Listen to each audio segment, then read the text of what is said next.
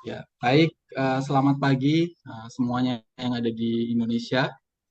Eh, Selamat datang di panel tentang ekofeminisme kali ini. Sebelum saya serahkan ke Mas Karib sebagai chair di panel ini, saya mau memperkenalkan dulu. Pertama, saya ingin minta izin untuk merekam, walaupun saya sudah mulai merekam ya. Yang kedua, nanti hasil rekamannya itu mau kita upload di channel YouTube-nya Let's Talk. Yang selanjutnya bisa diakses oleh teman-teman yang lain yang nggak bisa hadir di kesempatan kali ini. Baiklah, saya perkenalkan Mas Karib. Fathul Karib Satrio, PhD, kawan saya, sama-sama dari Binghamton University. Tapi Mas Karib agak selonong boy nih karena datang terakhir tapi lulusnya duluan. uh, Seorang public scholar ya, karena selain jadi akademisi di UIN Saripidatulo dan sekarang jadi fellow di National University of Singapore, Mas Karib juga sangat aktif terlibat di banyak gerakan sosial, termasuk salah satunya di isu-isu ekologi, uh, baik bergabung atau gerakan NGO. Dan juga Mas Karib ini salah satu lead vokal satu band yang sangat kritis secara sosial, namanya Critical Death ya. Kayaknya baru ngeluarin album baru-baru ini. Jadi dari segi latar belakang akademik, dari segi latar belakang gerakan sosial, Mas Karib adalah orang yang sangat uh, bukan cuma relevan tapi distinguish ya untuk isu-isu ekologi ini. Saya serahkan aja selanjutnya panel ini ke Dr. Fathul Karim Satrio. Silakan Mas. Makasih Mas Farid. Assalamualaikum warahmatullahi wabarakatuh. Salam sejahtera. Makasih teman-teman kayak kesempatannya Mas Farid. Eh, Sebenarnya meskipun saya selonong boy tetap aja eh, yang luar biasa nih Mas Farid dan Mbak Ira gitu ya.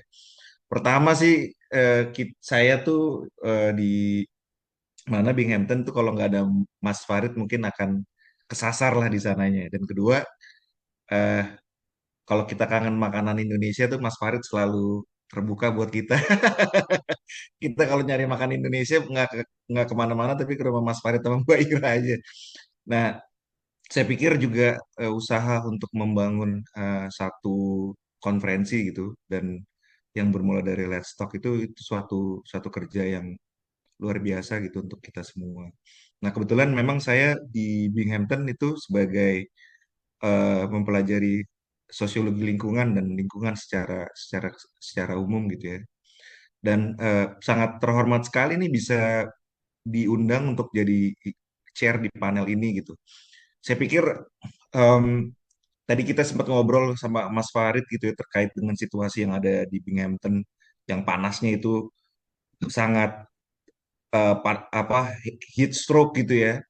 Terus juga kita juga belakangan ini melihat gitu penyelenggaraan haji gitu ya, terutama haji itu banyak yang meninggal juga karena heat stroke yang panas sekali gitu. Jadi ini persoalan-persoalan yang menurut saya sebagai salah satu bentuk dari apa yang kita pahami sebagai krisis ekologi, kira-kira kayak gitu. Nah, saya pikir panel ini menjadi sangat penting dan sangat relevan, bukan hanya dalam konteks gerakan perempuan dan feminisme, tapi juga dalam konteks yang lebih besar gitu ya. Bahwa ini ada krisis, apa yang kita bilang planetary crisis gitu, krisis planet gitu ya, yang sebenarnya harus disikapi. Nah, panel ini menurut saya jadi sangat menarik gitu pas diundang sama Mas Farid gitu, karena satu tadi masalah krisis ekologi, kedua adalah isu mengenai ketahanan pangan yang erat kaitannya sama problem krisis ekologi dan perubahan iklim. Nah, menariknya, dan saya pikir teman-teman nanti akan presentasi, itu adalah bagaimana sih membaca proses persoalan krisis ekologi dan ketahanan pangan ini dari lensa ekofeminisme dan bagaimana kontribusinya dalam membaca dan memahami apa yang terjadi di pelosok Nusantara gitu. Nah, saya eh, tanpa menunda gitu, saya mengundang Mbak Sari Marliana dari Universitas Muhammadiyah Palangkaraya untuk melakukan presentasi pertama dengan judul Kajian Dampak Pengembangan Food Estate terhadap Aktivitas Feminisme di Kalimantan Tengah. Mudah-mudahan dengan studi kasus di Kalimantan Tengah nih terkait dengan food estate ini juga bisa jadi eh, apa sharing gitu dan mendapatkan em, pelajaran case study yang baik gitu karena saya juga dapat informasi dari teman-teman pusaka yang di Papua, problem food estate ini juga berkembang di daerah Papua gitu. Jadi mudah-mudahan kita bisa belajar banyak dari sini. Saya persilakan Mbak Sari Marliana dari Universitas Muhammadiyah Palangkaraya untuk melakukan presentasi pertama. Baik, Untuk terima yang kasih. ya, Ya, ya silakan Mas. nanti untuk berikutnya saya coba bacakan yang berikutnya adalah Bapak Martin Denis Silaban untuk presentasi kedua, lalu nanti akan dilanjutkan oleh Bu Purwanti, dan yang terakhir adalah Ibu Indah dan teman-teman. Silakan, Mbak.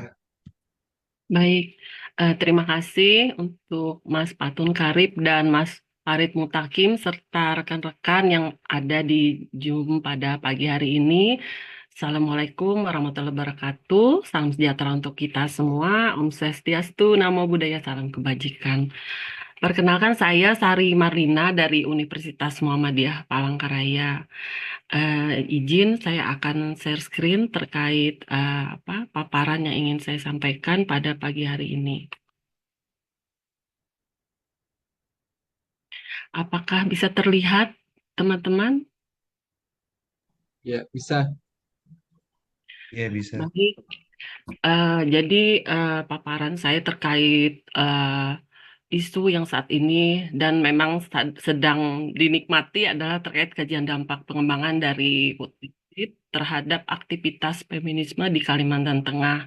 Jadi ini merupakan hasil kerjasama atau riset kemarin bersama teman-teman dari rekan Pantau Gambut. Kemudian dari Greenpeace, ada dari Walhai Kalteng, LBH Palangkaraya, dan Universitas Palangkaraya juga.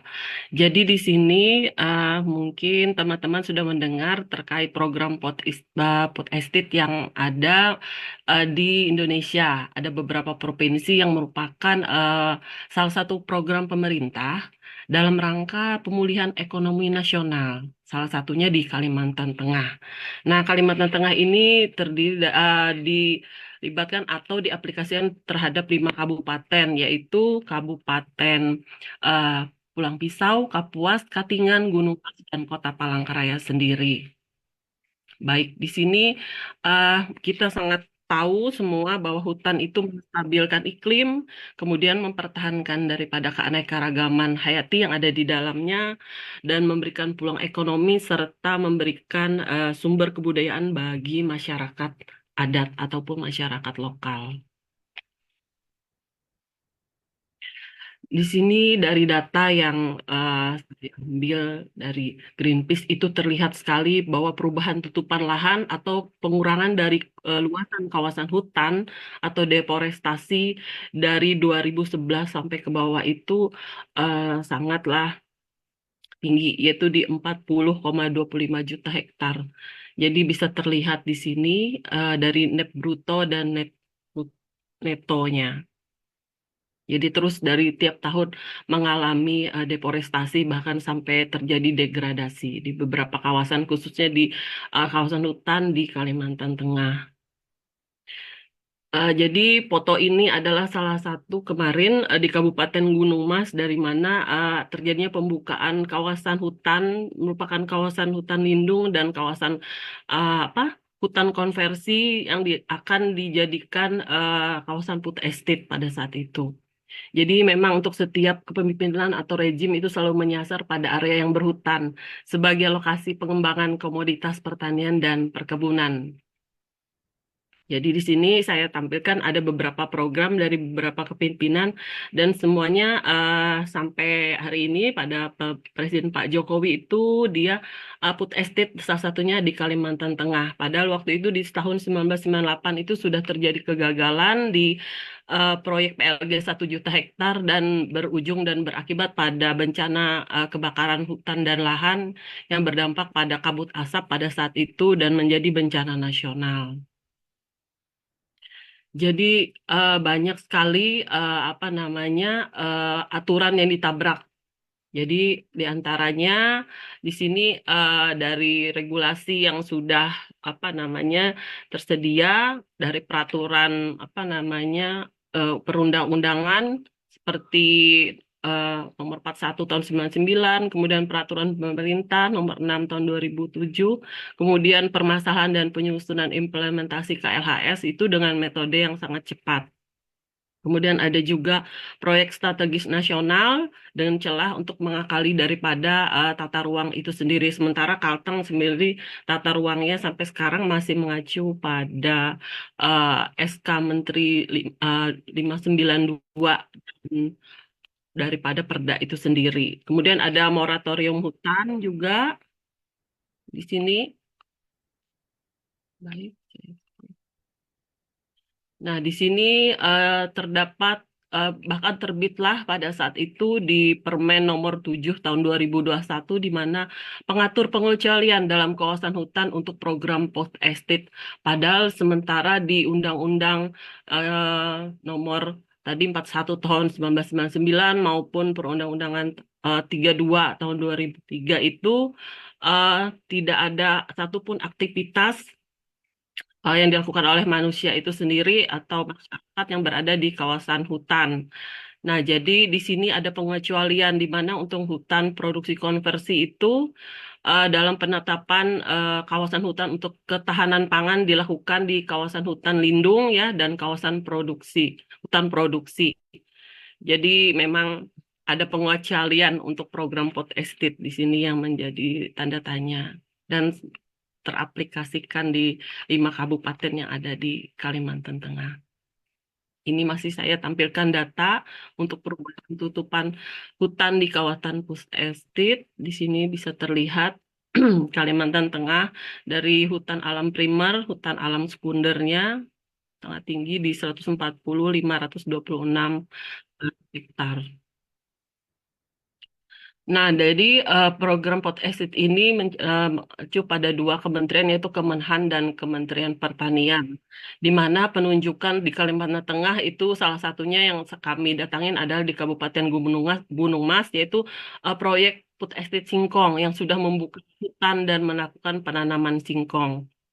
Jadi di tengah tidak adanya analisis AMDAL di sana dan KHLS cepat masih dalam tahapan konsultasi namun sudah dilakukan pembukaan lahan seperti tadi teman-teman. Nah, ini teman-teman semua lahan yang dibuka di Kabupaten Gunung Mas ini berada di kawasan hutan lindung dan hutan produk konversi. Di sini bisa terlihat untuk bibit singkongnya waktu itu. Tuh. Jadi dapat dinilai terjadi kegagalan. Nanti saya akan tampilkan beberapa data. Jadi di mana masyarakat lokal tidak dilibatkan di dalam pengoperasian daripada food estate ini. Jadi tidak ada keberpihakan terhadap petani kecil, kemudian kurangnya perlindungan juga terhadap pemberdayaan gender di daerah pertanian yang berakibatnya sangat kurang partisipasi masyarakat sehingga mengakibatkan kebijakan yang tidak sesuai dengan kondisi sosial budaya dan ekonomi lokal. Ancaman kerusakan lingkungan yang masif itu bisa terlihat dan nanti sudah dirasakan oleh masyarakat Kalteng sendiri, Kota Palangkaraya, apa saja nanti yang terjadi, kemudian ancaman pada masyarakat lokal dan masyarakat adat juga. Di sini yang telah terjadi adalah banjir kemarin yang sebelumnya Kabupaten Gunung Mas, Kapuas, Katingan, Kota Palangkaraya itu tidak pernah terjadi banjir, itu terjadi banjir. Kebakaran hutan dan lahan yang terus terulang setiap tahun di posisi dan lokasi yang sama, kemudian kehilangan keanekaragaman hayati. Di sini kita mengetahui teman-teman semua bahwa dari pembukaan lahan, pengurangannya luasan kawasan hutan itu sangat mempercepat lajunya dari perubahan iklim. Kemudian kabut asap dan terganggunya aktivitas, terutama di sektor pendidikan, transportasi, bahkan penerbangan pada saat itu. Di sini gagal panen kemudian ada hilang bibit lokal dan pangan lokal karena untuk bibit ataupun pangan lokal yang ditanam di kawasan Pusat adalah yang didatakan langsung dari luar Kalimantan Tengah. Jadi tidak menggunakan bibit lokal yang ada di provinsi kami karena itu tadi tidak ada pelibatannya masyarakat masyarakat lokal maupun adat. Jadi sebenarnya untuk kawasan hutan yang telah dibuka itu struktur ataupun tanah itu tidak bisa atau siap untuk ditanam karena harus melakukan perlakuan karena gambut itu sangat tinggi atau masam ya, dan itu memang harus diberikan perlakuan dulu dan memerlukan proses waktu yang cukup lama. Kemudian ada tersingkirnya petani kecil. Nah, di sini kegagalan penanaman singkong waktu itu. Jadi setelah apa namanya singkongnya gagal dari Kementerian Pertahanan, kemudian datanglah jagung, jagung dari Kementerian Pertanian. Dan pada saat di lapangan kami pada saat itu jagungnya ditanamnya di polybag. Jadi sangat memang sungguh terlihat bahwa ketidaksiapan lahan pada saat hutan dibuka itu langsung ditanam untuk singkong sendiri. Jadi memang eh, bisa teman-teman mungkin analisis sendiri bahwa lahan itu harus diberikan perlakuan dan keterlibatan pengetahuan adat khususnya masyarakat lokal untuk mengelola eh, food estate sebenarnya dilibatkan. Juga terdapat banyak juga konflik sosial atau permasalahan dari pembebasan lahan. Di sini bisa terlihat dari data di lahan gambut dan di lahan mineral itu sangat apa namanya hasil ataupun panennya itu cukup sedikit. Nah, 1,9 ton per hektar. Nah, di sini ada beberapa apa peringatan. Yang pertama yaitu dari FAO, kemudian ada juga bertentangan dengan asas keterbukaan, adanya terburu-buru dalam minim kajian tadi terkait misalnya KHLAS ataupun AMDAL. Kemudian ada juga bertentangan dengan asas dan tidak menyalahgunakan wewenang.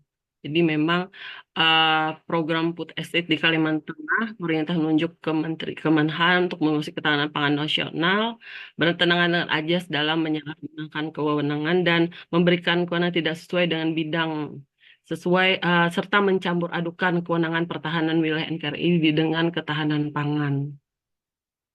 Karena memang untuk food estate sendiri yang semula berbasis ketahanan pangan keluarga atau rumah tangga itu berubah menjadi pola kerja pertanian komersial. Karena dari hasil panennya itu juga apa namanya bukan untuk dinikmati masyarakat yang ada di provinsi tersebut, maksudnya, namun diekspor untuk keluar. Kemudian minimnya tadi keterlibatan dari publik dalam proyek food estate terkhusus masyarakat adat atau masyarakat lokal, kemudian bertentangan dengan asas kepastian hukum di sini, dan pembangunan food estate akan mengubah tatanan pertanian di Indonesia. Di sini kami menyampaikan rekomendasi dan solusi adalah memperbaiki poin penilaian Indonesia yang masih kurang dalam ketahanan pangan ya, kemudian tidak melakukan alih fungsi pada kawasan hutan gambut yang dengan melakukan restorasi pada kawasan gambut yang rusak. Kemudian ada intensifikasi lahan pertanian dan petani yang sudah ada, kemudian mengembalikan hak kelola lahan pada petani bukan pada korporasi. Lalu melakukan evaluasi terhadap program food estate yang lalu atau yang sedang berjalan. Karena dari beberapa pengalaman histori itu tadi di 98 sudah gagal. Jadi apa yang bisa kita lakukan? Jadi kami di sini hanya mengamati dan mengkritisi hal-hal yang melenceng dari proyek yang sangat fantastis, kemudian menjadi juru kampanye atau menyuarakan isu-isu terkait food estate, terus tetap aktif juga dalam menginovasi riset terkait food estate di lahan gambut dalam mengurangi dampak dari krisis iklim, serta konsisten menyuarakan keadilan iklim atau climate justice. Nah, mungkin itu saja sharing dari saya pada pagi hari ini. Saya ucapkan terima kasih. Assalamualaikum warahmatullahi wabarakatuh. Eh, Makasih Mbak Sari Marliana, on time Mbak. banget, pas banget waktunya. Em, Saya ada beberapa catatan sih yang sangat menarik banget gitu. Tapi mungkin di setelah semua presentasi gitu, saya persilakan presenter kedua karena Mas Pak Martin Denis Silaban belum belum hadir. Saya serahkan ke Bu Purwanti Kusumaning Tias dari Universitas Kristen Satya Wacana Salatiga untuk melakukan presentasi yang kedua. Judul presentasinya adalah Kolaborasi Kreatif Ekofeminis untuk Menjaga Alam. Saya persilakan, Bu. Terima kasih Mas Farid, terima kasih juga tim Let's Talk, Mas Farid, Mbak Ira, dan teman-teman. Eh, saya izin share screen ya. Ya, sudah bisa, silakan.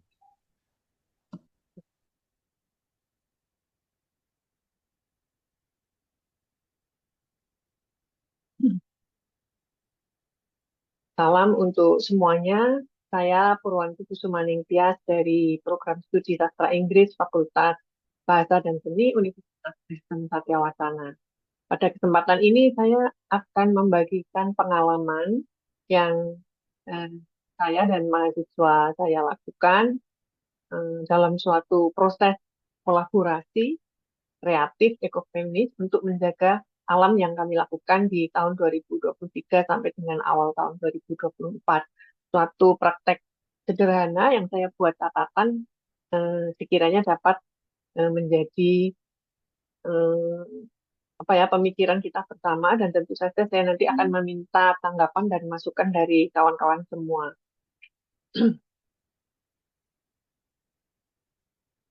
Jadi kami menyoroti permasalahan pengelolaan sisa bahan organik yang biasanya berakhir di TPA, dan di Kota Salatiga sendiri keadaan TPA-nya sudah semakin penuh, dan dalam waktu tidak lama, mungkin dalam beberapa tahun lagi itu sudah akan bisa membahayakan jika sisa bahan organik itu tidak dikelola dengan baik. Maka eh, pengelolaan sisa bahan organik ini dilakukan, dan pada tahun 2020 satu perkumpulan yang dinamakan Perkumpulan di Nusantara, khususnya di Kota Salatiga, itu sudah mulai bergerak untuk mengelola sisa bahan organik dalam skala rumah tangga. Jadi gerakan ini menyasar rumah tangga. Kami melakukan kegiatan lewat RT, lalu juga mengunjungi sekolah-sekolah untuk belajar bersama melakukan pengelolaan sisa bahan organik untuk dibuat fermentasi menjadi ekoenzim. Perkumpulan Ekoenzim Nusantara Kota Salatiga sendiri mulai bergerak melakukan aktivitasnya untuk mengkampanyekan pengelolaan sisa bahan organik ini di tahun 2020. Jadi ketika COVID, orang tidak bisa bepergian, justru gerakan ini mulai bergerak di Salatiga. Mereka telah berperan besar dalam pengelolaan sisa bahan organik dan pemanfaatannya untuk berbagai macam keperluan. Dari pengelolaan menjadi ekoenzim itu ada yang dipakai pupuk, ada yang dipakai untuk membuat sabun, ada juga tentunya sabun ramah lingkungan ya.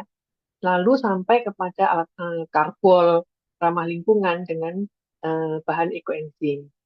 Nah, saya sebagai pengajar mempunyai ruang kelas yang merupakan tempat transfer pengetahuan.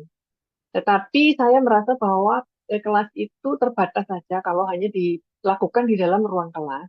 Dan saya mempunyai pemikiran bahwa keterbatasan ruang kelas itu perlu dibuka dengan membawa kelas keluar untuk berbaur dengan masyarakat.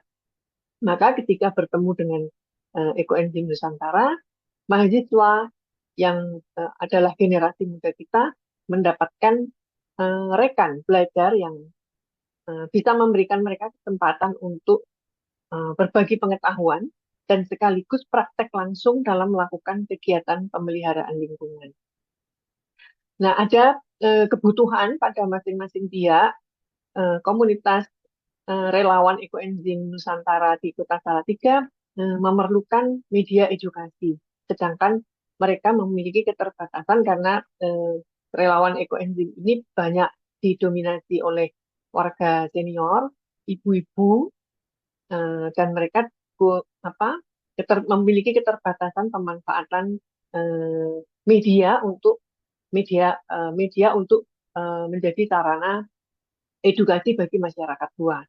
Nah, pertemuan dengan ruang kelas dengan mahasiswa yang memiliki keterampilan pembuatan karya kreatif ini menjadi modal, menjadi apa ya, seperti gayung bersambut.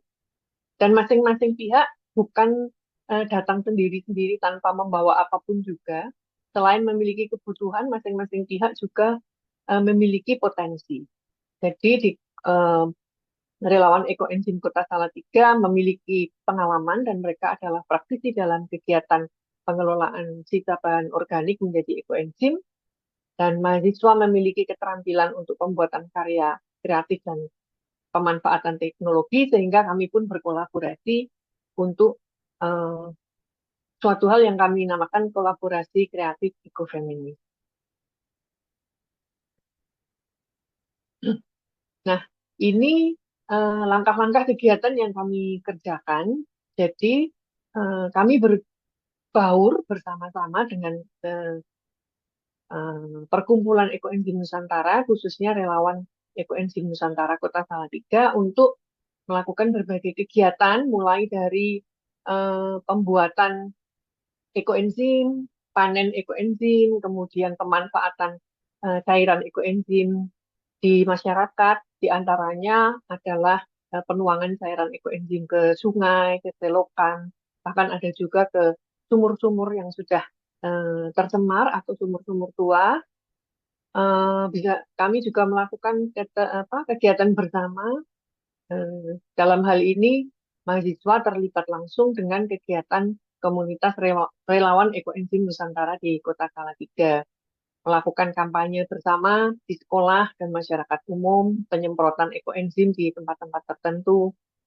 Dan bagi mahasiswa, pengalaman tersebut merupakan proses observasi langsung yang kemudian menjadi bahan penulisan naskah cerita mereka untuk dibuat video yang diharapkan nanti bisa dipakai untuk penyebarluasan cara pengelolaan sisa bahan organik menjadi ekoenzim. Jadi naskah mahasiswa ditulis di dalam kelas, kemudian naskah tersebut mendapatkan review dari pihak ekoenzim Nusantara, ya kami biasa menyebutnya EEN. Review diberikan untuk memeriksa ketepatan dan kelayakan isinya. Dan juga ketika naskah itu sudah layak, maka kami membuat produksi videonya. Dalam proses rekaman dan pembuatan video, kami mengikuti proses-proses pada umumnya dalam satu proses produksi kreatif bersama-sama mahasiswa dan juga EEN. Kami melakukan bedah naskah, lalu mahasiswa melakukan syuting, pengambilan gambar, bekerja sama dengan EEN. Jadi pihak EEN menyediakan diri untuk menjadi pihak yang kami rekam dalam cerita, baik dari bagian dari pembuatan video dan cerita tersebut. Kolaborasi tersebut juga masih berlanjut sampai ketika kami melakukan penyuntingan. Jadi pihak yang melakukan penyuntingan secara teknis memang mahasiswa, tetapi EEN juga ikut serta mengawasi proses penyuntingan tersebut. Jadi dari segi isi EEN sangat berperan, sedangkan dari segi teknik pelaksanaan maka mahasiswa melakukan semua proses pembuatan rekaman video tersebut. Sehingga akhirnya dihasilkanlah 5 video yang telah kami unggah di laman YouTube Fakultas Bahasa dan Seni, karena EEN belum mempunyai laman YouTube sendiri. Tetapi film tersebut bisa diakses oleh siapa saja, dan bahkan jika dipakai oleh komunitas ekoenzim Nusantara juga itu sangat terbuka. Selain itu, mahasiswa juga sangat senang dengan kegiatan itu, sehingga mereka membuat satu Instagram baru yang bisa teman-teman ikuti itu Instagram dengan nama Lecturer Student Community Service yang dihasilkan dari kolaborasi ini. Dalam proses kolaborasi ini yang dapat saya amati adalah terdapatnya keberagaman yang luar biasa. Jadi yang pertama ada keberagaman sumber daya manusia yang sangat rentang usianya sangat tinggi, dari yang sudah pensiun dan sudah oma-oma, ada yang sudah berumur 70 tahun bertemu dengan mahasiswa yang masih sangat muda. Dan juga dalam pergaulan kerjasama ini kami bertemu juga dengan anak-anak SD, anak-anak SMP. Jadi ada rentang usia yang sangat besar dan ada rentang latar sosial budaya yang sangat beragam, khususnya pihak yang bekerja sama, mahasiswa dan EEN, ini memiliki pengetahuan yang juga rentangnya sangat beragam. Saya tanya, apa hubungannya sastra Inggris dengan pembuatan ekoenzim? Nah, itu suatu rentang pengetahuan yang biasanya orang tidak ngeh bahwa kita bisa bekerja sama. Tetapi syukur di sini kolaborasi dapat terjadi dan juga dengan keterampilan yang beragam itu semua pihak dapat bertemu. Selain itu keberagaman juga terjadi pada kepentingan. Kami memiliki kepentingan masing-masing. Ruang kelas memiliki kepentingan pembelajaran, sedangkan TEN mempunyai kepentingan untuk aktivisme organisasi sosialnya. Tetapi keduanya bertemu dan bisa memiliki kesempatan yang sama dan juga memiliki peran masing-masing untuk bertemu dalam suatu kolaborasi pembuatan video ini. Dan dua-duanya, ke semua pihak ini, keberagaman ini menuju pada satu tujuan, yaitu untuk melakukan sesuatu untuk menjaga keseimbangan alam. Yang dapat saya catat di sini adalah ada satu modal besar dalam kolaborasi ini. Jadi keberagaman ini tidak menjadikan kami untuk kemudian terpisah-pisah, melainkan untuk satu kepentingan bersama untuk menjaga keseimbangan alam. Keberagaman ini harus saling mendukung, saling menyumbangkan kemampuannya untuk menjadi suatu modal kolaborasi. Nah,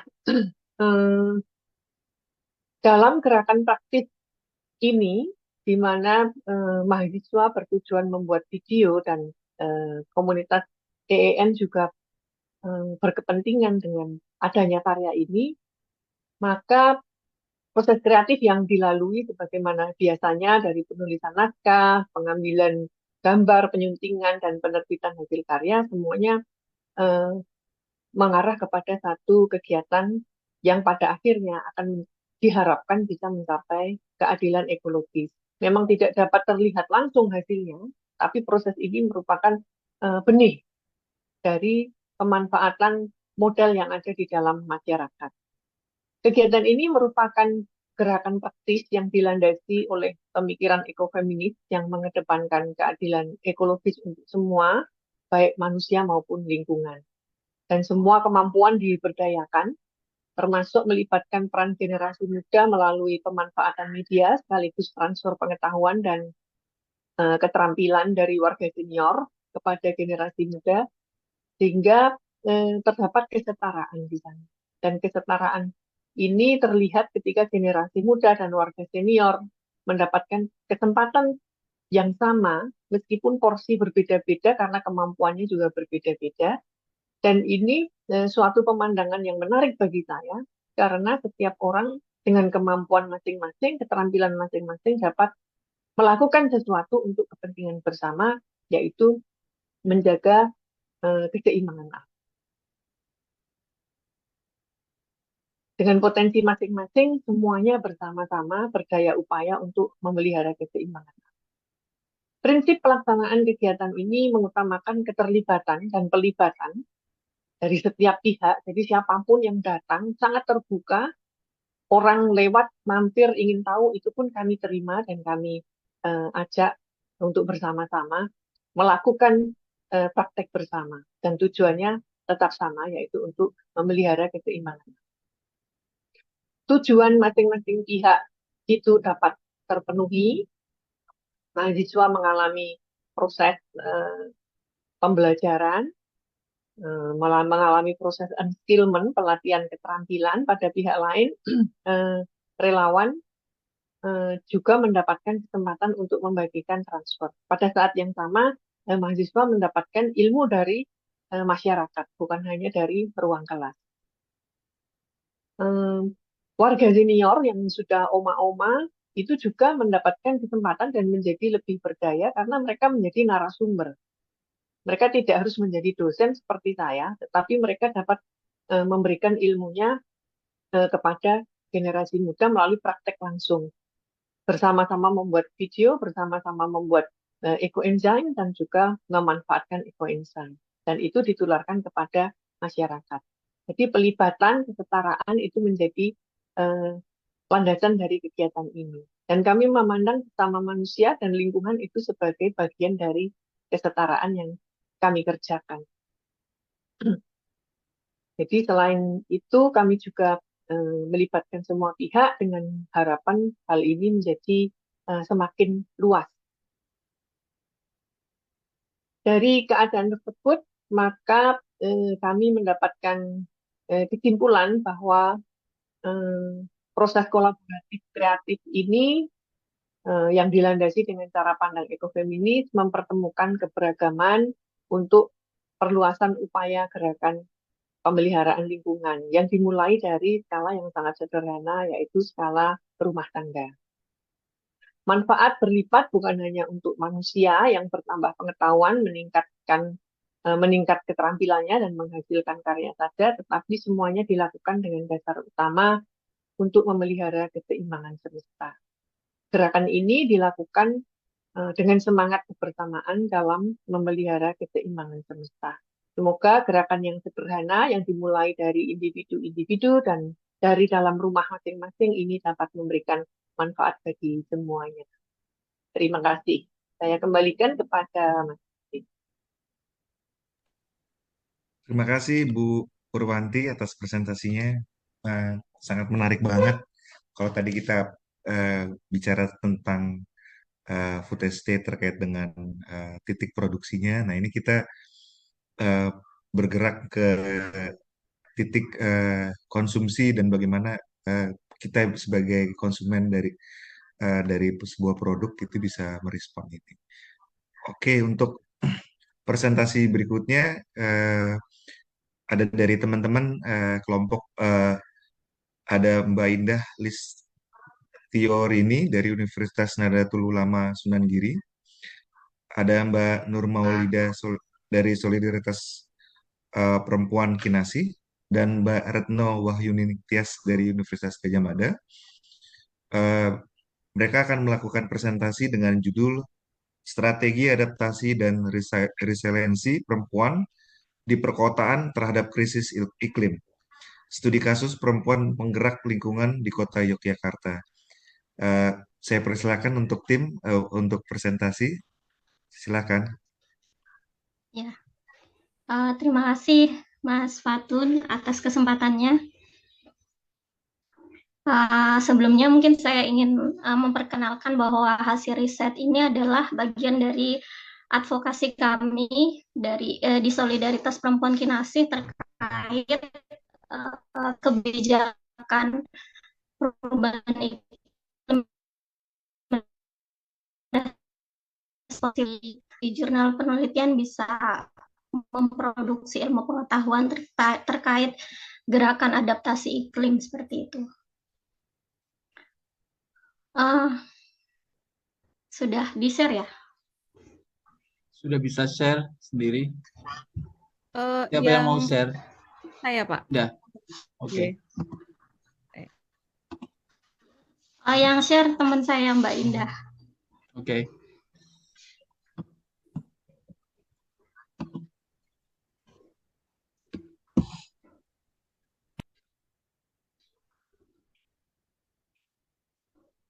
Oke, lanjut di next.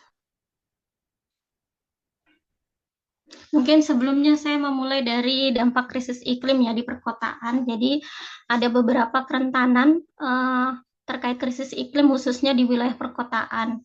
Yang pertama yaitu terkait krisis pangan di perkotaan, cenderungnya harga pangan yang melonjak ya.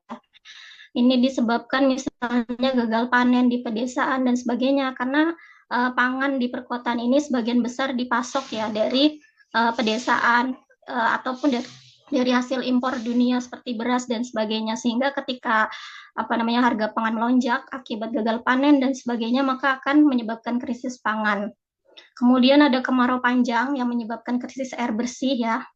Minimnya lahan terbuka hijau. Jadi untuk di Kota Jogja sendiri berdasarkan hasil riset kami bahwa kurang jelas ya suara saya. Suara saya kurang jelas ya, Pak.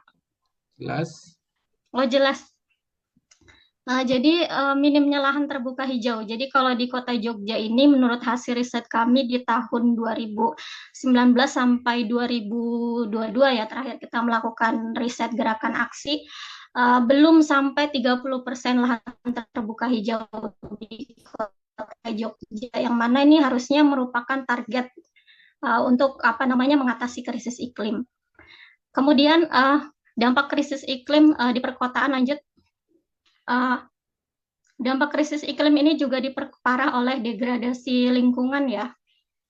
Jadi degradasi lingkungan ini sebenarnya memperparah keadaan atau krisis iklim. Misalnya degradasi lingkungan terkait pembangunan yang masif, yang itu tidak mengedepankan sustainability ya, terus menyebabkan minimnya ruang terbuka hijau juga tadi, karena masih belum sampai 30% yang merupakan target untuk mengatasi krisis iklim. Kemudian juga pencemaran udara, polutan sampah, dan limbah industri ini memperparah krisis iklim seperti itu di wilayah perkotaan. Apalagi khusus di Kota Yogyakarta sampai sekarang sampah ini menjadi masalah besar ya. Dan saat ini juga hingga hari ini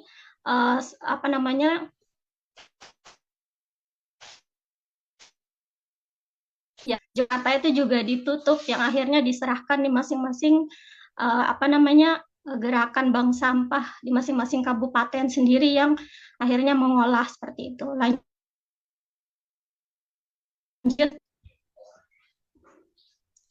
Next slide, Neng. Nah, di slide selanjutnya saya berbicara terkait perubahan iklim tidak netral gender ya. Nah, kenapa perubahan iklim ini tidak netral gender? Karena sebenarnya dampak yang diberikan antara laki-laki, perempuan, atau gender minority itu pengalamannya berbeda seperti itu. Hal ini disebabkan oleh yang pertama terkait beban biologis yang dibebankan kepada perempuan ya. Perempuan itu mengalami hamil, menstruasi, dan sebagainya. Kemudian kita juga melihat dampak tidak netral gender ini karena konstruksi sosial terkait peran gender di masyarakat ini antara laki-laki, perempuan, dan gender minority lainnya itu berbeda seperti itu, sehingga memberikan dampak yang berbeda. Lanjut. Namun khusus di riset kita kali ini kita hanya membahas dampaknya terhadap perempuan gitu. Nah, yang dihadapi perempuan saat suhu bumi meningkat ya, pertama krisis air bersih dan pangan akan menyulitkan perempuan, karena kalau di di budaya kita ya yang sangat kental patriarkinya, perempuan itu sangat lekat dengan urusan-urusan domestik seperti masak, mencuci, dan sebagainya. Sehingga ketika terjadi krisis iklim atau krisis lingkungan, ini sangat berdampak terhadap wilayah domestik perempuan seperti itu. Lanjut.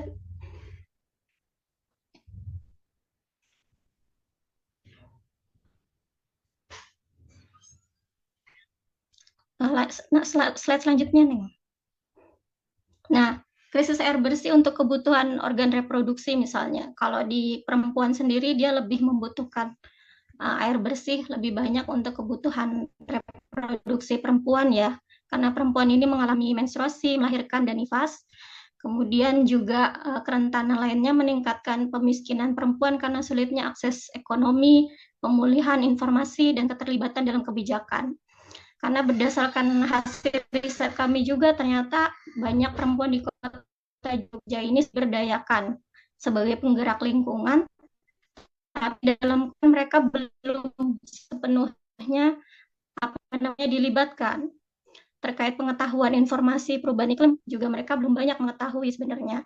Mungkin hanya sederhana sesuai pengalaman mereka ya, kalau terkait apa itu krisis iklim, penyebabnya seperti apa. Nah, banyak perempuan penggerak lingkungan ini belum terpapar terkait itu. Lanjut, next slide. Nah, ini.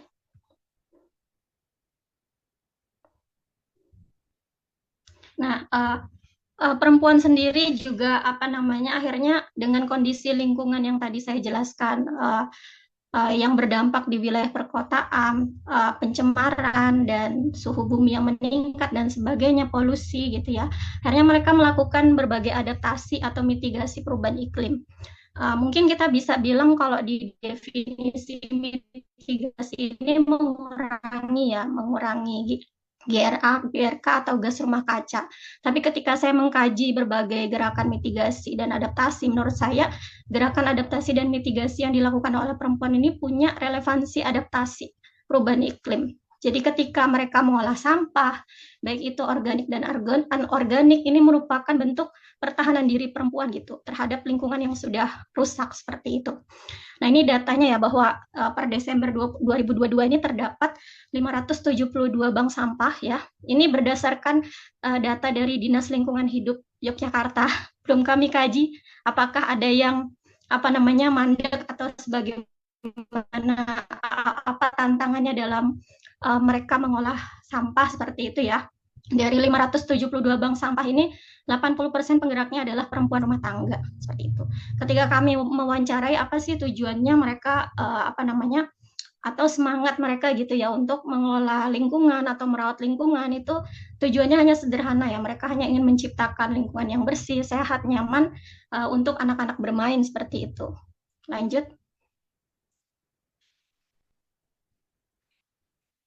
Nah, jadi ini hal-hal yang mereka lakukan ya terkait pengolahan sampah. Jadi pertama mengolah sampah organik. Jadi sampah organik ini sebagian besar dikelola oleh perempuan ini tujuannya adalah untuk membangun lorong sayur. Jadi ada beberapa lorong sayur yang lumayan bisa menghasilkan. Pengelolaan sampah organik ini dikelola sebagai pupuk organik biasanya seperti itu untuk budidaya maggot juga. Jadi maggot ini biasanya mereka gunakan untuk memberi makan lele ya. Jadi budidaya lele. Jadi dari kegiatan mengolah sampah organik ini bisa menjadi care ekonomi dan kemandirian pangan perempuan khususnya di Kota Yogyakarta. Kemudian mereka juga mengelola sampah anorganik ya. Sampah anorganik sendiri dikelola sebagai kayak recycle sebenarnya. Nah, sampah anorganik ini hasilnya jangka panjang. Kenapa hanya bisa dinikmati sekali ya? Jadi makanya saya di sini menjelaskan sebagai tabungan jangka panjang biasanya gitu, enggak setiap bulan mereka menghasilkan kemandirian ekonomi atau uang lah dari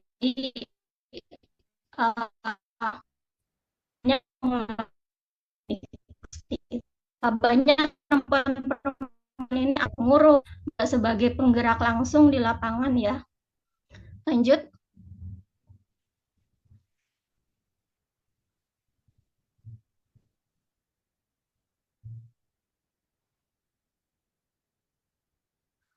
Slide selanjutnya. Oke.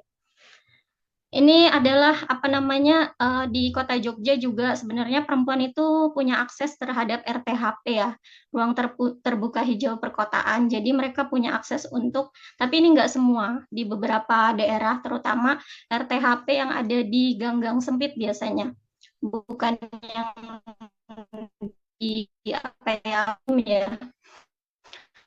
Nah, mereka punya ruang terbuka hijau, misalnya mereka bisa punya akses untuk menanam sayuran atau kebutuhan-kebutuhan domestik yang bisa nanti digunakan untuk kebutuhan pangan keluarga mereka seperti itu. Nah, RTHP ini juga dikelola secara komunal ya oleh para perempuan di sana. Sebagian besar RTHP ini menggunakan sistem organik. Jadi mereka mengolah sampah limbah organik rumah tangga, kemudian dijadikan pupuk untuk membangun ruang terbuka hijau, tapi khususnya ditanami sayuran seperti ini biasanya di beberapa daerah di kota Jogja. Lanjut.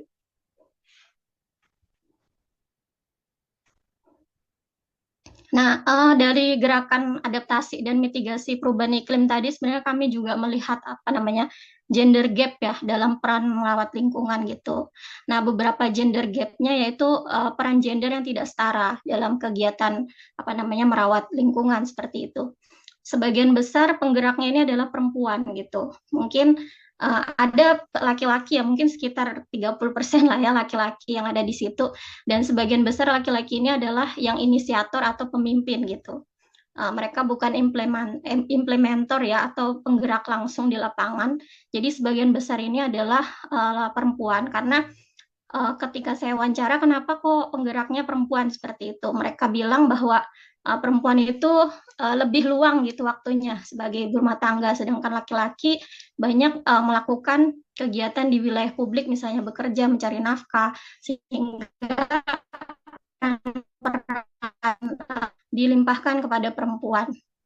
Terus kalau kita melihat gender gap juga, sebenarnya kegiatan bank sampah ini cukup meningkatkan beban domestik perempuan ya, baik di wilayah private dan publik. Kenapa? Karena sebenarnya kerja-kerja merawat yang terjadi di area publik ini kita menganggap ini hanya sekedar memindahkan gitu peran merawat di rumah kemudian ke area publik kayak gitu. Karena sama-sama sebenarnya sama-sama gerakan merawat lingkungan itu bagian dari perawatan gitu yang sebagian besar emang banyak dipegang atau dihandle oleh perempuan.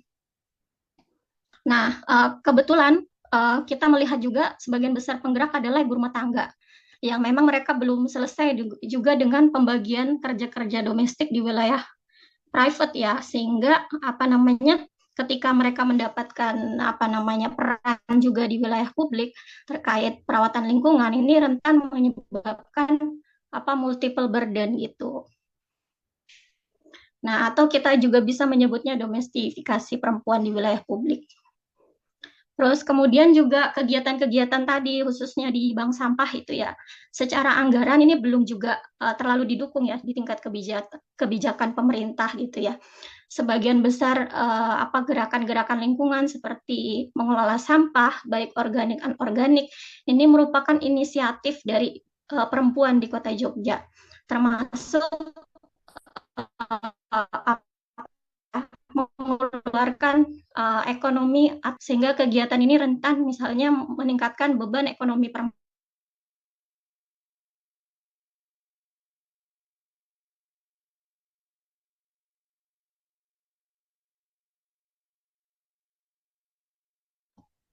Frozen, suaranya hilang.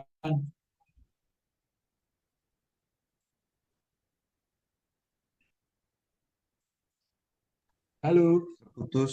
Terputus, Pak.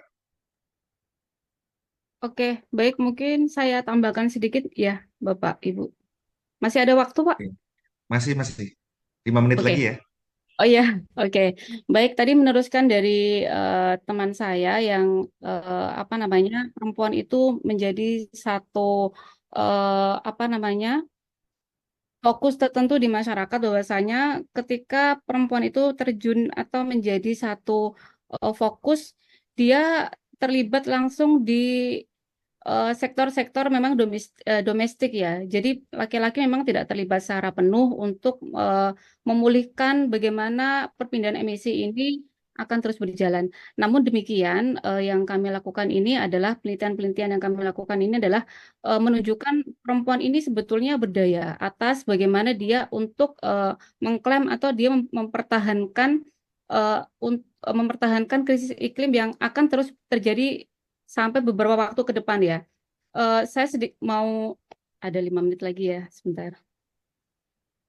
Saya langsung masuk di teori pendekatannya saja ya, karena waktunya tinggal 5 menit. Jadi teori pendekatan yang kami lakukan dalam penelitian ini adalah menggunakan teori ekofeminisme. Teori ini yang diusung oleh Vandana Shiva, bagaimana dia menggabungkan kritik terhadap patriarki. Karena bagaimanapun sistem patriarki yang ada di masyarakat kita yang substansinya adalah meletakkan atau memposisikan perempuan sebagai figur utama di dalam rumah tangga, di dalam masyarakat, nyatanya itu selalu menjadi bagaimana perempuan harus bisa memenuhi kebutuhan sehari-hari. Walaupun sebetulnya itu menjadi tanggung jawab bersama antara laki-laki dan perempuan ketika sudah berumah tangga. Namun secara teori, secara fokus, perempuan selalu ditempatkan bagaimana dia harus memenuhi kebutuhan makan, pangan, air bersih, kemudian kesehatan dan yang lainnya. Padahal secara secara umumnya ketika rumah tangga itu harus dibangun dilandaskan atas dasar kebersamaan, tentu harusnya itu dilakukan bersama-sama, tidak hanya meliputi oleh hanya perempuan saja yang terlibat secara langsung di situ.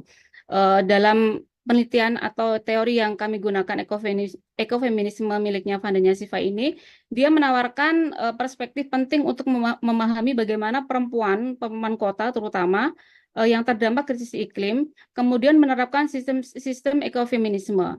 Dengan begitu, perempuan-perempuan kota yang mungkin yang terdampak iklim ini nanti akan bisa survivor ya, menjadi survivor utama, tapi itu juga harus melibatkan para laki-laki, harus melibatkan eh, laki-laki juga bagaimana cara untuk mengentaskan krisis iklim.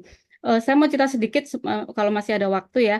Beberapa waktu lalu saya sempat seminar dengan salah satu eh, apa namanya emisi terbesar atau energi terbesar di Indonesia ya dari migas itu, dan mereka menyebutkan kalau sekitar 8 atau 10 tahun ke depan energi minyak bumi itu akan sudah habis. Nah, ini kemudian saya tanyakan bagaimana posisi atau apa namanya solusi mereka terhadap hal ini, terutama adalah untuk ibu-ibu rumah tangga yang mereka notabene akan sangat berdampak kepada krisis iklim ke depannya. Karena kita tahu kalau dapur ngebul itu kan perut kenyang, ya yang selama ini kita tahu perempuan itu selalu menjadi sumber atau menjadi poros utama untuk keberlangsungan hidup di dalam rumah tangga. Nah, sebagai penutup,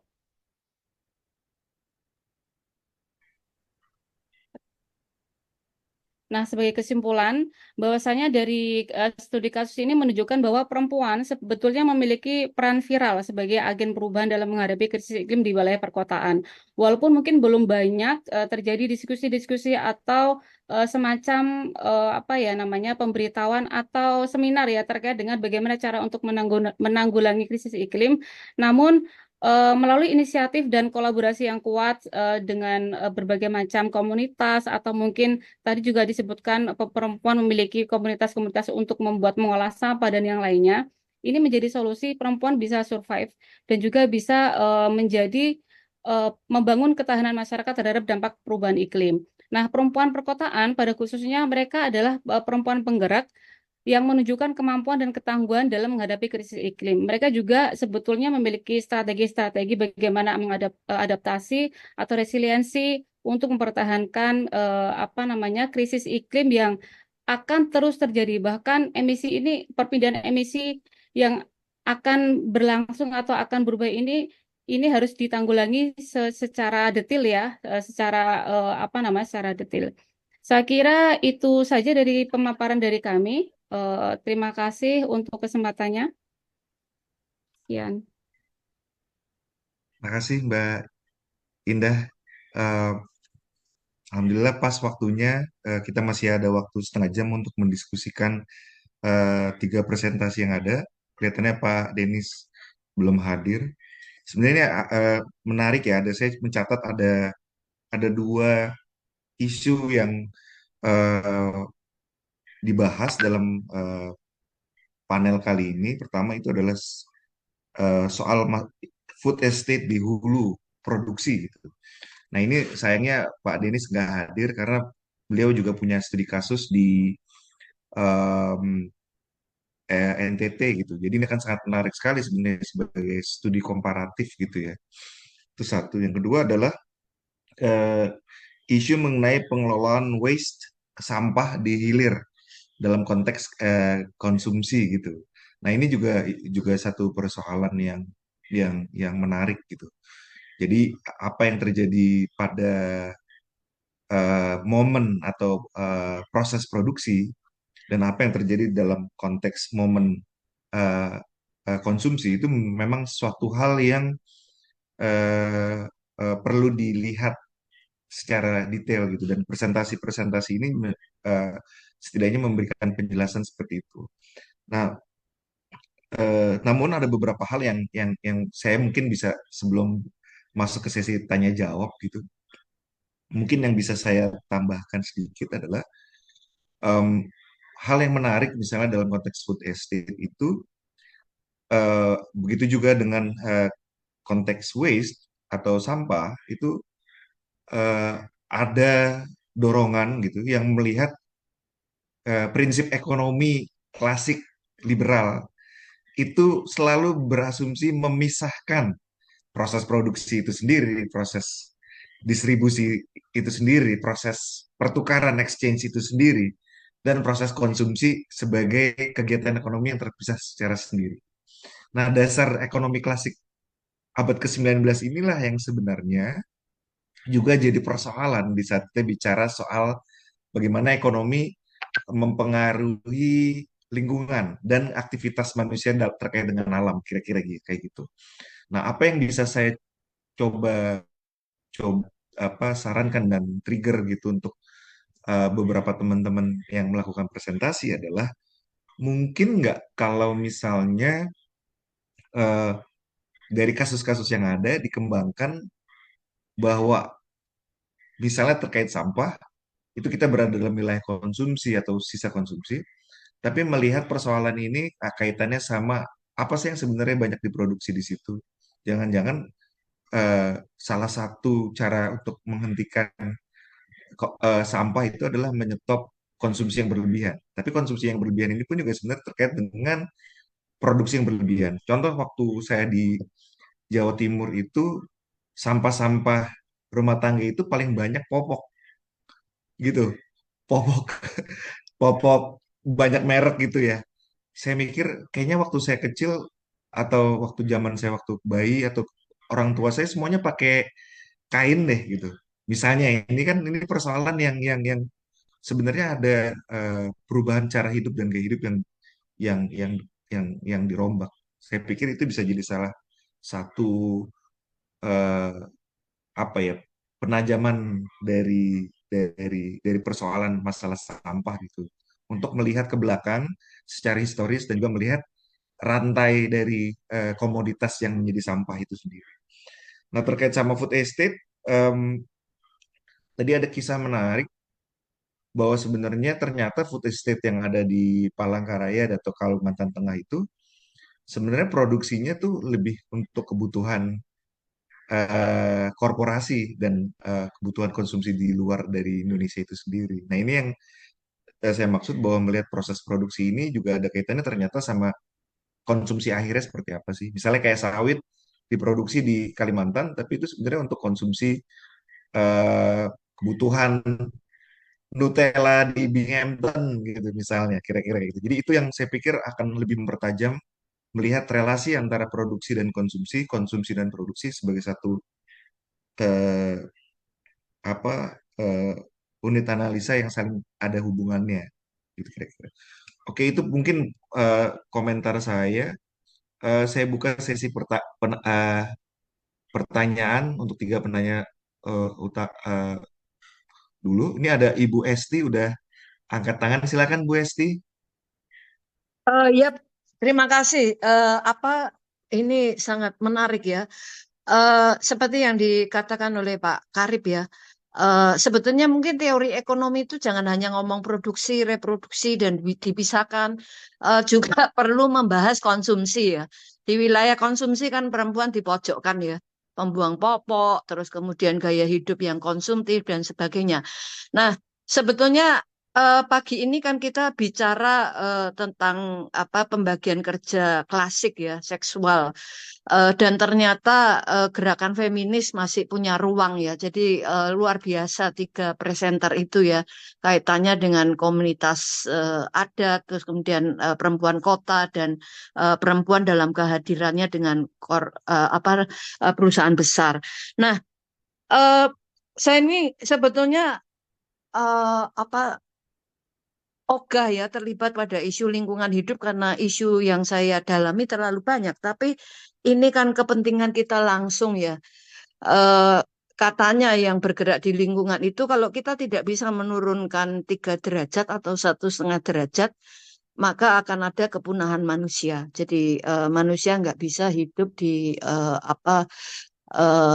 suhu suhu tertentu. Nah, ini sebetulnya ancaman real ya, dan kita sudah diperingati oleh alam ya dengan adanya COVID. Nah, eh, yang mau saya katakan termasuk gerakan ini kan feminisme itu kan gerakan ilmu dan gerakan masyarakat ya, aksi.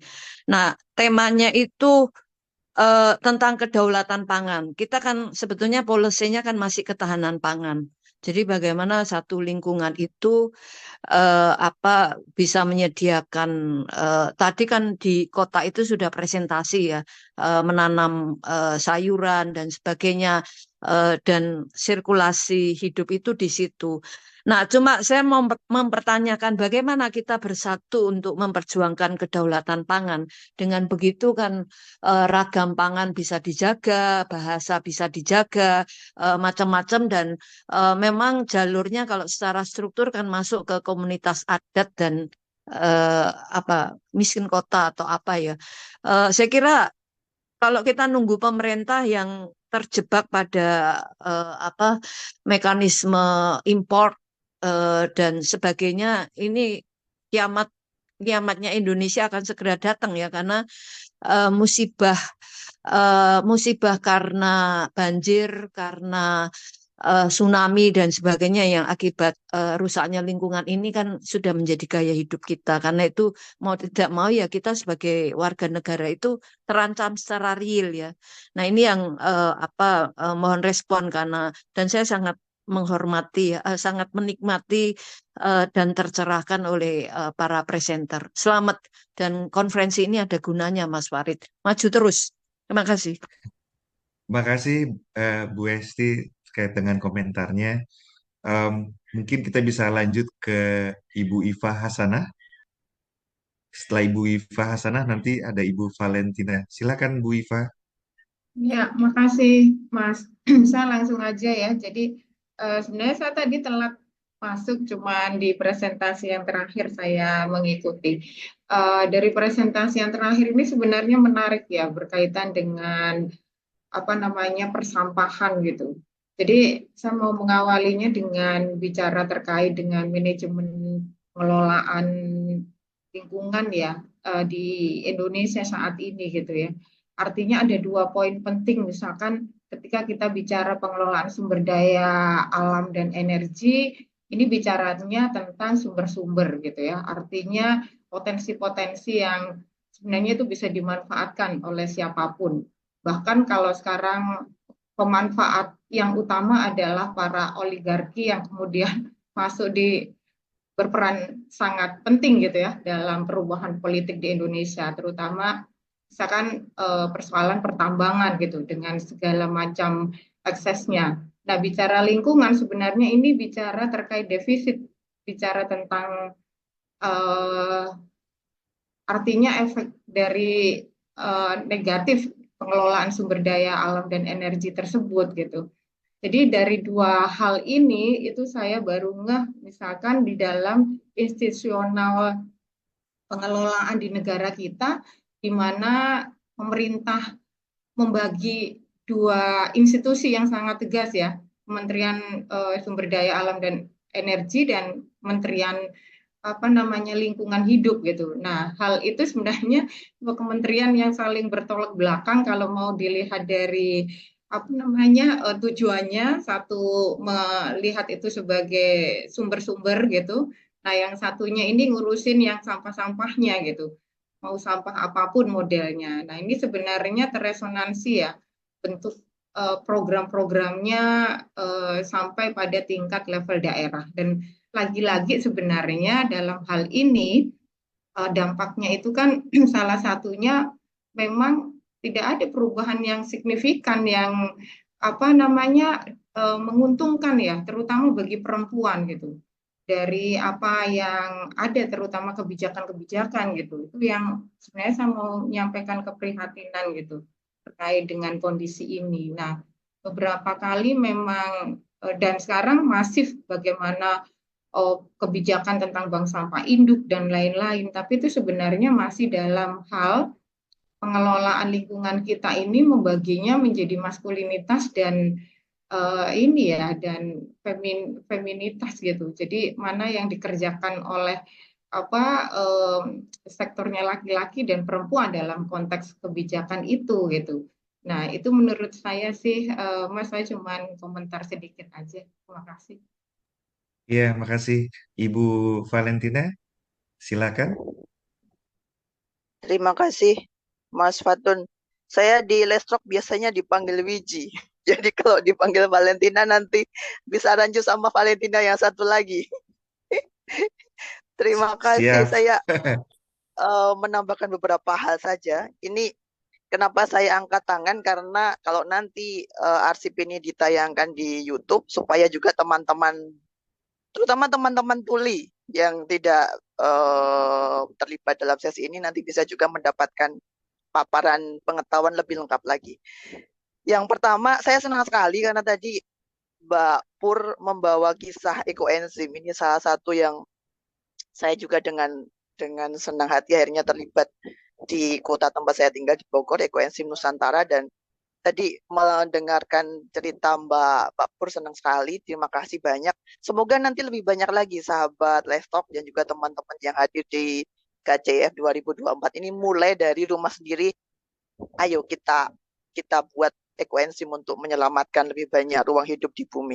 Itu yang pertama. Yang kedua, menanggapi teman-teman tadi, Mbak Esti, saya sepakat ketika bicara tentang lingkungan hidup, kita tidak cukup bicara dari sisi hilirnya, tapi mulai dari hulu, dari cara pikir, cara tindak. Nah, tadi di kolom chat teman-teman sudah bercerita banyak juga tentang pengalaman dari beberapa kota. Mbak Pur mengatakan sudah lebih banyak warga misalnya sadar untuk memilah sampah. Tapi ketika itu ditarik oleh mobil-mobil dinas lingkungan hidup yang warna kuning itu, namanya dinas lingkungan hidup, tapi saya tadi bilang di kolom chat, perilakunya lebih sering mematikan lingkungan, bukan kemudian menghidupkan lingkungan. Mereka menarik saja semua sampah yang sudah dipilah itu jadi satu lagi, sampai ke TPST, sampai ke TPA. Akhirnya seperti yang sudah kita pernah alami, Lewi Gajah meledak karena akumulasi gas metana yang begitu banyak itu dan menewaskan orang-orang yang ada di situ juga. Jadi kalau kita ngomong urusan sampah itu bukan urusan sepele karena itu urusan nyawa. Berapa banyak jiwa di sekitar Bantar Gebang yang akhirnya harkat hidupnya tergerus, terdegradasi karena orang Jakarta dan sekitarnya buang sampah semuanya ke Bantar Gebang dengan imbalan uang yang nggak ada artinya untuk memulihkan martabat hidup itu. Saya pernah tahun awal dulu 2000-an awal ya saya kira sampai tinggal di daerah Bogor di Bojong. Waktu itu masih era Pak Sutioso. Bantar Gebang sudah ditengarai mau penuh. Kemudian Pak Sutioso itu ingin menjadikan area salah satu area Bogor di Bojong itu untuk seperti Bantar Gebang. Warga di Bojong menolak. Sampai perlawanan itu, saya ingat itu pertama kalinya perempuan tampil ke depan melakukan perlawanan dengan membuka baju. Sehingga saya itu pertama kalinya dan kemudian beberapa orang tewas juga. Saya tinggal live in di satu rumah yang kepala keluarganya tewas ditembak ketika melakukan penolakan tanahnya, areanya dibantar gebangkan kalau istilah teman-teman itu.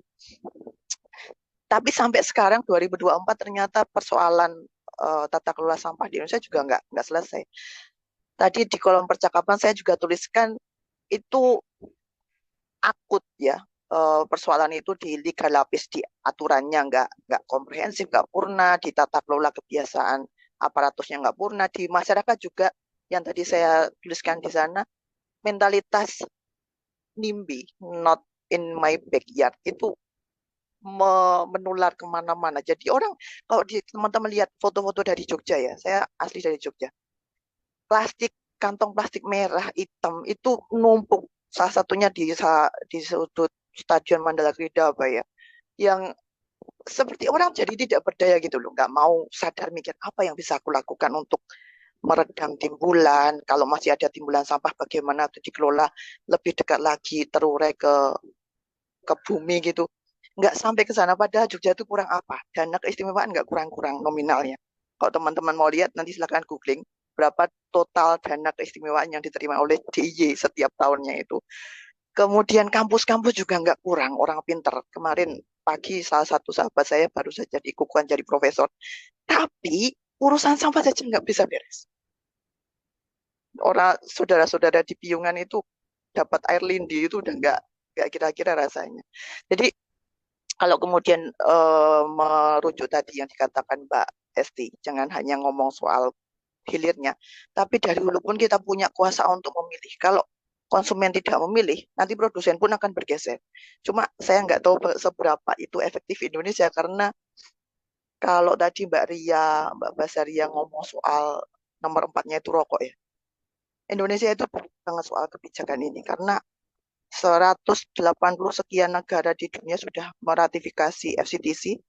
Indonesia itu bareng dengan 8 atau 9 negara kecil-kecil di dunia sampai tahun 2024 ini tidak tanda tangan FCTC juga. Jadi kalau teman-teman lihat iklan rokok di mana-mana, ruang publik peruntukan rokok, ya salah satunya itu. Karena dari sisi regulasi nggak beres, perilaku masyarakat apalagi di pendidikan nggak ada ajakan untuk semakin ramah bumi. Jadi saya sih berharap betul sesi ini nanti bisa menambah daya untuk kita semua, ya tidak putus asa, tidak berhenti, tapi makin ya bersemangat untuk mulai dari di rumah sendiri, sekitar sendiri, untuk tadi semakin ramah bumi. Juga kalau misalnya milih pangan, kita nggak akan kelaparan kalau nggak makan nasi. Jadi ada sekian banyak sumber pangan yang bisa digunakan di Indonesia untuk kemudian daulat pangan itu nggak kemudian harus ngimpor gandum yang jadi mie instan itu, sementara di Indonesia petani tidak didorong untuk menanam gandum. Jadi ya mungkin seperti Mbak Esti juga ya. Jadi kalau orang Jawa bilang blendek karena terlalu banyak isu yang harus dijangkau, tapi mari kita mulai dari yang kita bisa lakukan sehari-hari. Tadi saya tulis contoh. Hari-hari ini bahkan kalau nyari sapu tangan itu di toko pakaian gitu ya, itu nggak gampang. Padahal itu salah satu piranti sederhana kita untuk nggak usah pakai kertas tisu, karena semakin banyak kertas tisu yang masih diproduksi, dipakai, selama belum diganti dengan serat yang lain, masih dari serat kayu, ya semakin banyak pohonnya akan ditebang. Mbak Wiji, Syukur-syukur kalau itu maaf, pohonnya. waktunya semakin Ya, terbatas. oke, terima kasih Kang Farid. Tapi itu saja beberapa putri yang mungkin jadi kayak tambahan keresahannya, tapi semoga bisa menambah inspirasi yang lain. Terima kasih Kang Farid, Mas Fatun. Terima kasih Bu Wiji. Iya, iya, ini sebenarnya kita masih ada waktu 10 menit dan saya coba merangkum apa yang ada di online ya. Setidaknya ada 3-4 penanya, kita coba pindah ke online dulu. Nah, kebetulan juga tadi Mbak Sari Marlina tuh eh, DM saya individual bahwa dia sekarang lagi menuju ke bandara. Saya nggak tahu apakah beliau juga sudah bisa terhubung kembali. Jadi pertanyaan terkait dengan apa persoalan food estate ini mungkin belum bisa dijawab secara langsung oleh beliau gitu. Nah, di chat itu ada 3 pertanyaan, ada 4 pertanyaan sebenarnya, tapi bisa digolongkan ketiga ya. Yang pertama nih terkait sama tadi eh, Bu Basaria Lumban yang terkait dengan masalah tisu, masalah hutan di Tapanuli yang diproduksi menjadi komoditas tisu. Saya pikir ini juga pertanyaan yang sangat menarik gitu, atau pernyataan yang bisa menarik juga. Eh, Mungkin Bu Basaria mau coba untuk berbicara. Ibu Basaria Lumban. Oke, ya paling saya cuma mau share cerita ya terkait dengan masalah tisu ini. Ini memang sangat menarik karena waktu itu saya pernah eh, turun lapangan gitu ya, turun lapangan ke riset terkait dengan salah satu eh, perusahaan pulp gitu ya. Yang ironinya adalah waktu itu ada kasus pembunuhan petani gitu di Sumatera terkait dengan di wilayah kerja perusahaan pulp itu gitu. Nah, yang sangat ironinya itu adalah di mobil kebetulan ada tisu dan begitu saya balik tisunya itu adalah tisu yang diproduksi oleh perusahaan di mana wilayah sengketanya itu ada. Jadi persoalan-persoalan komoditas ini memang persoalan-persoalan terutama tisu yang kayu dan yang lain itu yang apa yang kita sering lupa bahwa komoditas yang kita konsumsi itu bukanlah hanya benda gitu, tapi di balik dari komoditas itu, baik tisu, kopi, apapun yang kita konsumsi itu ada hubungan sosial ekologisnya yang sangat panjang, sehingga itu bisa kita konsumsi gitu. Jadi ini sangat menarik gitu ya, sangat. Saya juga terenyuh waktu itu gitu untuk eh, melihat bahwa eh, kesadaran ekologisnya adalah bahwa konten benda yang kita konsumsi itu jangan-jangan ada unsur kekerasan dalam proses produksinya yang kita sebenarnya eh, mungkin nggak kita ketahui. Yang kedua mungkin ada eh, Mbak Arni dan Mas Farid pertanyaannya untuk saya rasa ini pertanyaannya tepat untuk Bu Purwanti dan Bu Indah gitu yang terkait dengan waste. Apa sih usaha pemerintah?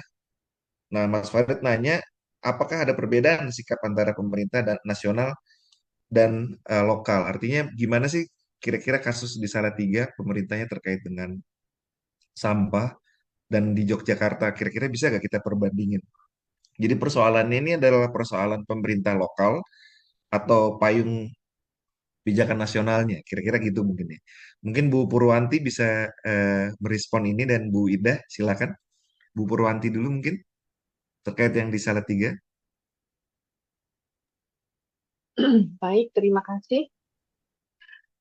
Saya melihat yang khusus di Salatiga saja ya.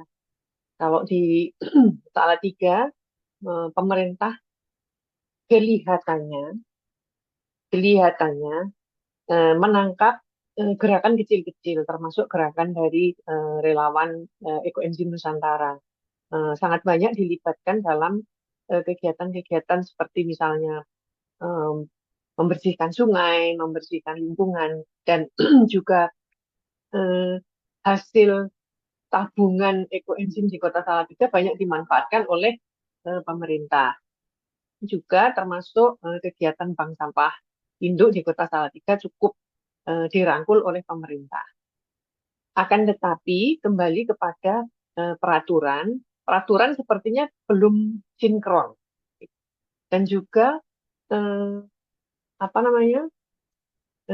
gerakan penyadaran untuk sikap ini pengelolaan sampah karena TPS dan TPA juga masih belum belum belum kelihatan dampaknya dari kegiatan-kegiatan yang sudah ada ini.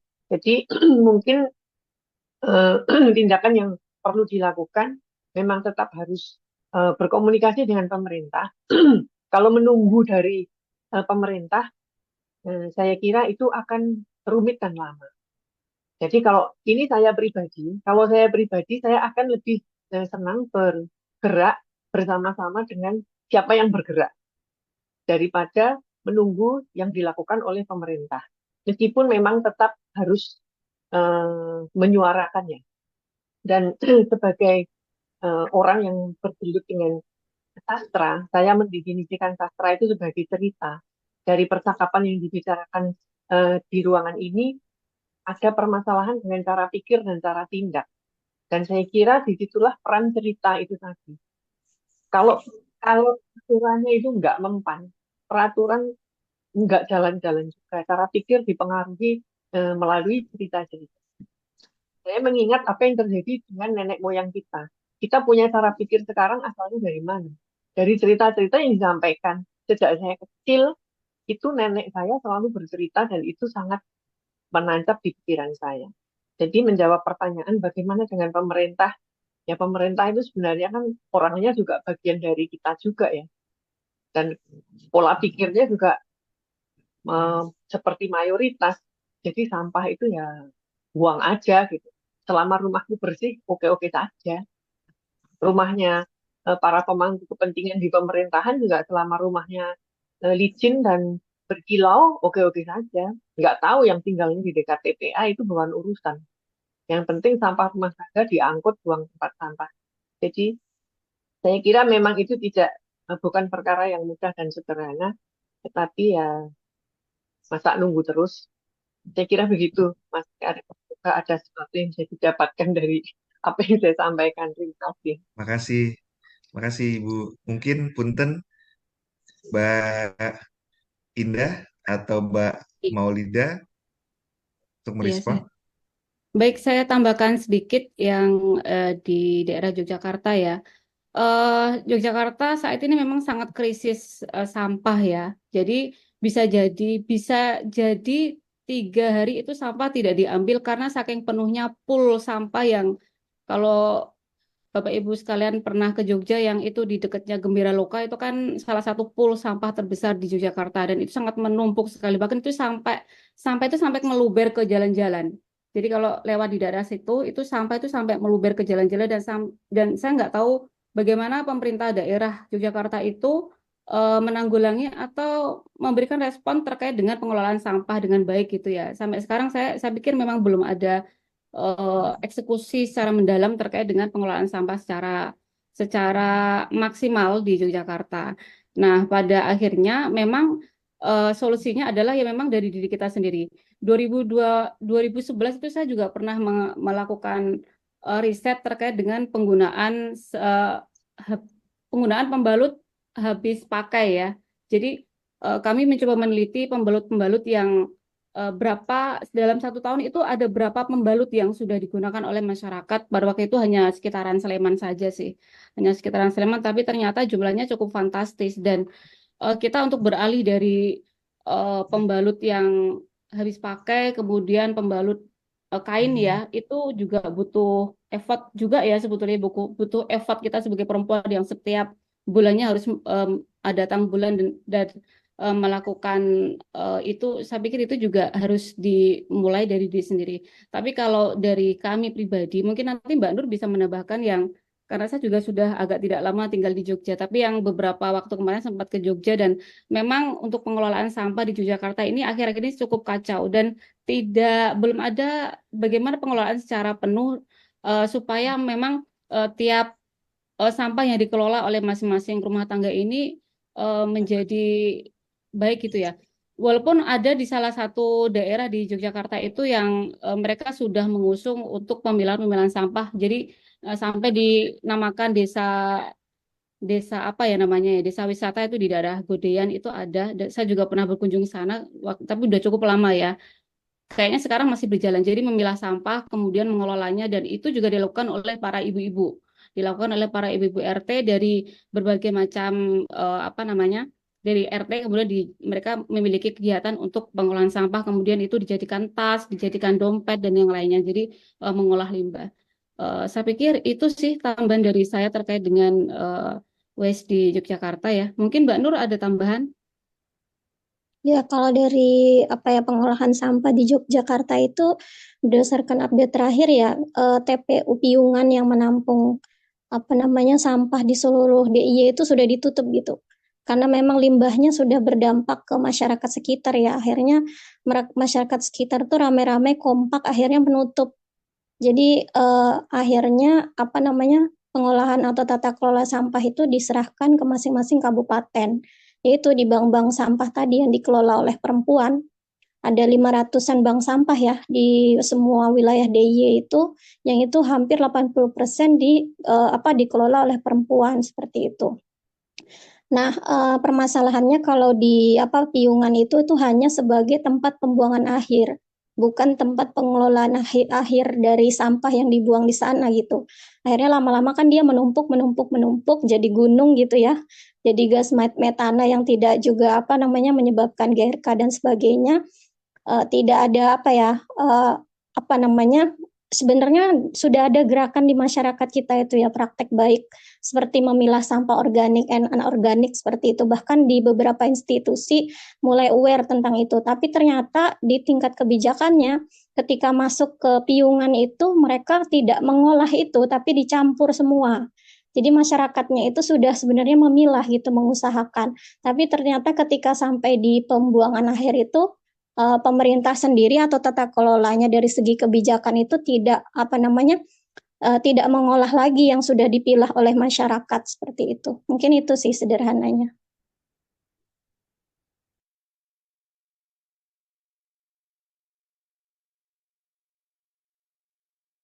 Mari Bu Basaria. Makasih Mbak Ya, Nur. Monggo. Mungkin ya. sekitar 3-4 menit ya. Wah, Makasih. ditambahi banyak nih. Jadi mengenai PT Pulp Pelstari itu sudah sejak tahun 98 tuh demo, terus demo. Ada yang sampai 2 pendeta di penjara gara-gara memimpin demo. Kemudian di daerah Dolok Sanggul perempuan-perempuan juga pada demo untuk mempertahankan tanahnya yang tadinya menghasilkan kemenyan, menghasilkan buah markisa, itu dibabat oleh PT Pulp untuk menanami dengan pohon eukaliptus. Sampai demo perempuan-perempuan di sana, sampai ada buka celana, aksi buka celana dan sebagainya. Tapi bertahun-tahun demo juga nggak pernah berhasil. Bahkan yang 2 tahun yang lalu ada aksi jalan kaki menuju ke istana. Kalau ada yang ingat, ada yang pernah tahu, Togu Simaurangkir dengan timnya berjalan kaki ke istana untuk menemui Presiden Jokowi dan diterima oleh Jokowi. Dan Jokowi juga menjanjikan pada saat itu akan mengurus mengenai tanah-tanah yang dirampas oleh PT Pulp dan bagaimana mengupayakan. Memang tidak ada janji untuk menutup PT Pulp, tapi hanya mengubahnya supaya ramah lingkungan. Tapi sampai sekarang juga nggak ada realisasinya. Dan sementara penebangan hutan oleh PT Pulp di seluruh Tapanuli Raya yang terdiri dari 5 kabupaten kota itu terus berlangsung. Pohon-pohon yang sudah ditebang itu dan juga membawa pohon eukaliptus yang ditebang untuk pabriknya itu berkeliaran di jalan raya dan merusak jalan-jalan di Tapanuli Raya. Bukan hanya masalah penebangan pohon, tapi juga polusi udara, polusi air di sekitar Porsea itu sudah, karena saya waktu itu PTT di Porsea. Ada yang banyak yang kena sakit kulit, kemudian sakit sesak paru-paru karena polusi udara karena PT Pulp itu. Dan kalau sore-sore di Porsea, maka kita akan mencium bau kol yang busuk.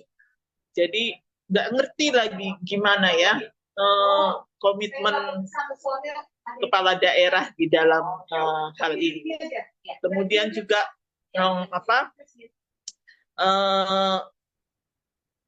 kearifan lokal pada zaman aku masih punya anak bayi itu nggak pernah yang namanya pakai popok atau pampers ya. Jadi pakainya tuh kain lampin, kemudian juga sarung yang terbuat dari tenunan balige, dan itu sangat hemat, sangat praktis sebenarnya dan tidak menimbulkan iritasi pada bayi. Kemudian pada saat Bu zaman Basaria, mohon maaf dipercepat ya, waktunya sudah semit lagi. Jadi, nanti kita undang khusus Mas Karim. Bagaimana kalau kita sebagai perempuan kembali ke kearifan lokal zaman dulu, jangan pakai Pampers, jangan pakai soft pack atau pembalut, kita kembali ke kearifan kita yang dulu. Terima kasih. Makasih. Makasih semua para presenter yang telah membawa isu terkait dengan kedaulatan pangan dan persoalan sampah gitu. Menurut saya sangat sangat penting, dan juga para audiens yang bertanya dan memberikan komentar. Mungkin saya akan menutup dengan bukan kesimpulan, tapi suatu hal yang mungkin bisa kita coba pikirkan ulang, yaitu titik tolak di awal, di akhir periode 1960 dan awal 1970 sebagai awal sebenarnya secara historis di mana reorganisasi masalah pangan dan masalah termasuk susu ya, susu yang tadinya ASI lalu jadi UHT dan yang lainnya itu, dan persoalan Pampers dan persoalan pembalut dan yang lain itu, yang sebenarnya ada kaitannya dengan misalnya perubahan yang terjadi terkait dengan revolusi hijau, yang sebenarnya perubahan produksi pangan itu ada kaitannya dengan konsumsi di hilirnya terkait dengan berbagai macam hal, termasuk kebutuhan domestik yang sangat luas. Mungkin dari situ kita bisa menelusuri kembali sejak kapan sih perubahan-perubahan cara hidup itu bergeser, terutama implikasinya sekitar 50 tahun setelah 1960-an, 50 sampai 60 tahun dari 1960 sampai 1970. Kira-kira mungkin itu sebagai penutup.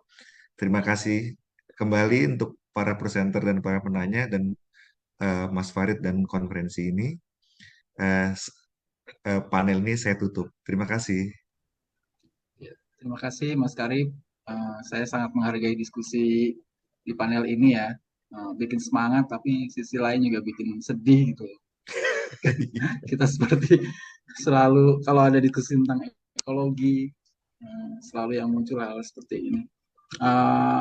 Ya, tapi forum kecil ini ternyata juga membuat kita sadar kita itu punya kelompok kecil yang mungkin juga bisa terus sadar gitu ya tentang krisis ini, dan semoga kita juga bisa mulai dari yang simple, take action, apapun lah, berdoa. Mumpung Mas Karib bagian dari Muhammadiyah, saya bagian dari NU. At least gak ikut-ikutan main tambang. Oke, sebelum ngelantur karena waktunya sudah habis, sekali lagi terima kasih Dr. Fathum Karib untuk menjadi C yang sangat gemilang. Juga para presenter, Mbak Pur, Mbak Indah, Mbak Nur, siapa lagi tadi, Mbak Sally ya, nggak tahu masih ada apa enggak. Semoga network ini menjadi bagian dari proses pembangunan networking juga ya, semoga gitu. Silakan kalau mau kontak Mas Karib di Google aja, udah tenar banget. Tapi kalau dapat Google-nya jangan ke yang pangnya ya, tapi yang ke akademiknya. Sekali lagi terima kasih. Berlanjut setelah ini kita akan punya panel yang lain, masih sangat terkait karena kita akan bicara tentang, yang saya jadi host akan bicara tentang masyarakat adat. Silakan langsung bergabung jika tertarik. Sekali lagi terima kasih. Mohon maaf jika banyak kekurangan. Saya akhiri recordingnya dan setelah itu saya tutup saya tutup Zoom-nya ya. Sekali lagi terima kasih. Sampai ketemu di panel selanjutnya. Makasih Mas Karib. Makasih semuanya. Saya izin pamit masuk ke Zoom berikutnya. Oke, thank you.